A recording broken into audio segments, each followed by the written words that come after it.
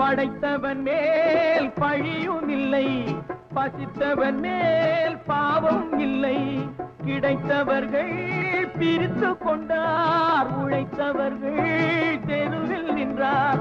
பலர் வாட வாட சிலர் வாழ வாழ ஒருபோதும் தெய்வம் பொறுத்ததில்லை.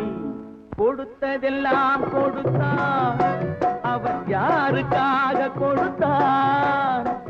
ஒருத்தருக்காக கொடுத்தார், இல்லை ஊருக்காக கொடுத்தார்.